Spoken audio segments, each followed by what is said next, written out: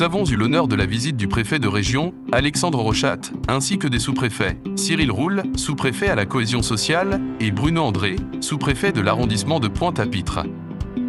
La visite a débuté au CSU, centre de supervision urbaine, se trouvant au sein du poste de police municipale. Fonctionnaires et élus ont pu échanger avec le préfet et les deux sous-préfets sur les moyens de sécurité et de prévention de la délinquance mis en œuvre au sein de la ville. La visite s'est poursuivie au sein de l'école Laure-Laurence Oliveau, où des travaux de confortement doivent être réalisés. Un dialogue fructueux a été entrepris entre les élus de la ville, le personnel de l'éducation nationale, les représentants de l'État, ainsi que la SEM-Samar, pour mener à bien ces travaux.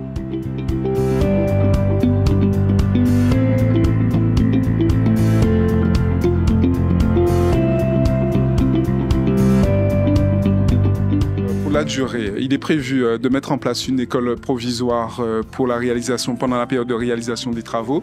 Et la durée totale des travaux est de 12 mois.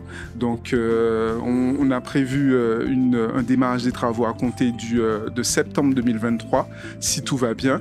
Et la réception donc, de ces travaux de confortement s'effectueront à partir de septembre 2024. Donc 12 mois. Bon, s'agissant du budget, on a une opération de 2 millions d'euros à peu près et qui est financée par des fonds FPNRM, c'est le Fonds de prévention des risques naturels majeurs, ainsi que le FEDER et ainsi qu'une part de l'État et une dernière part pour 10% du montant total des travaux qui correspond à la part communale. La délégation s'est également rendue dans la zone de RHI, plus exactement les quartiers de Bonan, Vassor et Sergent. Il s'agit de réunions d'échange sur les dispositifs mis en œuvre et amenés à être reconduits.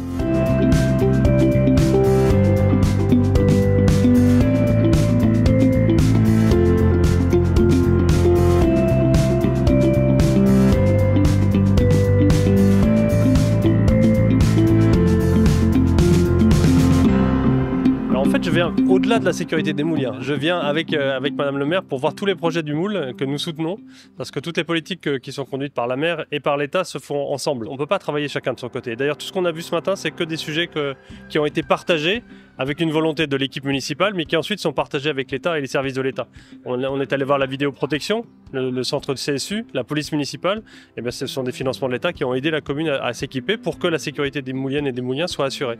Là, on est sur un programme de RHI, de rénovation de l'habitat insalubre, qui est une vieille opération, puisque ça fait plus de 20 ans. Et on voit la réalisation aujourd'hui. Cette réalisation, elle s'est faite évidemment parce qu'il y avait une volonté politique, mais aussi parce qu'il y avait des financements et des appuis des services de l'État et des autres services aussi, de la région et du département quand c'est nécessaire. Donc c'est ça que je viens voir aujourd'hui. Donc je ne viens pas annoncer des choses, je viens conforter avec la maire un certain nombre de projets, qu'on soit bien d'accord sur les sujets qu'on peut porter pour la suite, et puis voir concrètement les réalisations qui ont été faites.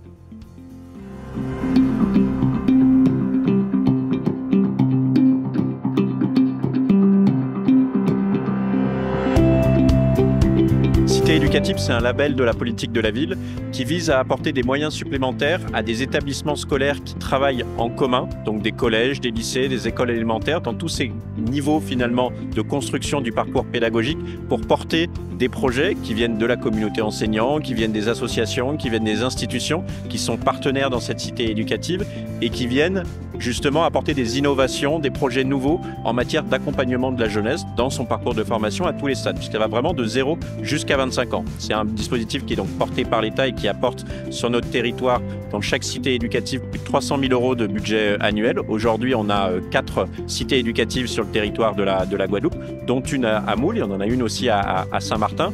Et on pilote avec la mairie de Moule, avec le rectorat, différentes actions sur trois grands piliers qui nous permettent justement de soutenir ces projets qui fonctionnent sur des appels à projets en fait.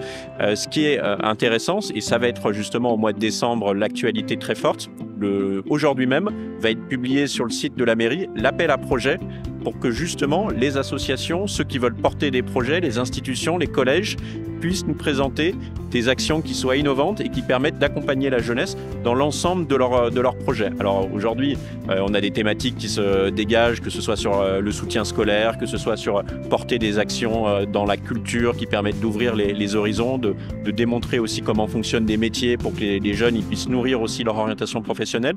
Mais c'est le grand moment, j'allais dire, le mois de décembre, d'être force de proposition et de voir en ligne sur le site de la préfecture, sur le site de la mairie, comment on peut déposer un projet et ensuite le faire financer par la cité éducative.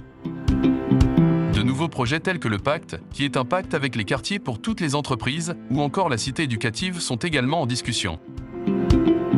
L'État, la région et le département accompagnent la collectivité du Moule dans la mise en œuvre de tous ces projets, dont l'objectif essentiel, qui est d'améliorer la qualité de la vie de tous les citoyens du Moule.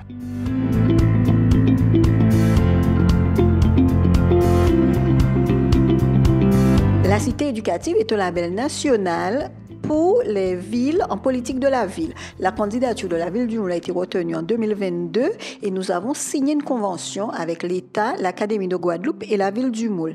Dès lors, la cité éducative est une démarche qui vient compléter l'offre éducative et sociale du territoire.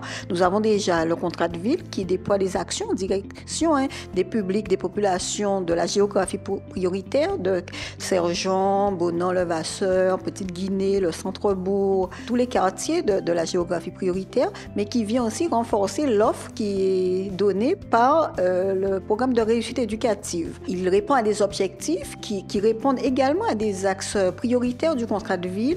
C'est conforter le rôle de l'école, assurer la continuité éducative et ouvrir le champ des possibles. Dès lors, nous bénéficions d'un crédit de 300 000 € par année. Nous sommes labellisés pour 3 ans, donc 900 000 € d'actions en direction des familles, des enfants scolarisés dans les quartiers prioritaires. Ces actions, ce sont des actions sur la parentalité, l'accès aux loisirs, l'accès à la culture, l'accès au transport, mais également aussi du soutien scolaire, des voyages pédagogiques, soit sur le temps scolaire ou soit sur le temps extrascolaire. Donc la cité éducative du Moule permet de mobiliser un réseau d'acteurs qui agissent dans le domaine de l'éducation, chacun dans son domaine de compétences. Donc on va aller bien sûr travailler avec le rectorat qui est membre de la Troïka. Donc la Troïka regroupe l'État, donc la préfecture, le rectorat et la ville du Moule. Donc ce sont les 3 partenaires principaux de la démarche cité éducative. Ensuite, nous allons mobiliser les partenaires de droit commun qui ont une compétence transversale avec la cité éducative et l'éducation. Donc, on va parler des écoles, on va mobiliser les compétences du maire en matière d'entretien des écoles. Quand nous allons parler des collèges, ce sera le département. Et enfin, pour les lycées, le conseil régional. Au-delà des établissements scolaires, on va mobiliser d'autres partenaires, puisque la cité éducative agit pour la tranche de 0 à 25 ans. Donc, parfois, nous allons toucher des jeunes qui sont sortis du système scolaire et mobiliser des partenaires tels que la mission locale qui agissent en matière d'insertion. Nous allons aussi, sur la cité éducative, mobiliser donc, sur les questions de santé l'ARS et au fur et à mesure avancer avec les services compétents en fonction du domaine. Donc, c'est vraiment une alliance éducative très large au profit de la réussite des jeunes de 0 à 25 ans. Nous sommes revenus aujourd'hui à une situation qu'on peut considérer comme normale. Nous avons toujours à travailler malgré tout sur l'accompagnement des élèves qui ont subi pendant 2 années des périodes assez difficiles avec à la fois la crise sanitaire, la crise sociale. Et donc nous sommes évidemment attentifs toujours dans cet accompagnement éducatif des jeunes.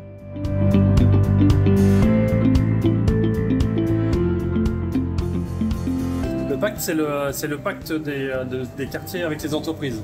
C'est un process, une organisation qui vise à ce que toutes les entreprises qui signent ce contrat puissent venir en appui des jeunes et des moins jeunes qui sont dans les quartiers prioritaires de la ville.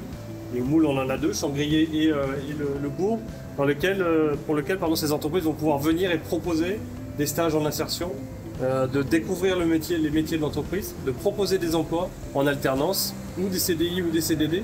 Donc c'est vraiment que les entreprises rentrent dans les quartiers pour proposer du travail à tous les jeunes et les moins jeunes des quartiers de la ville.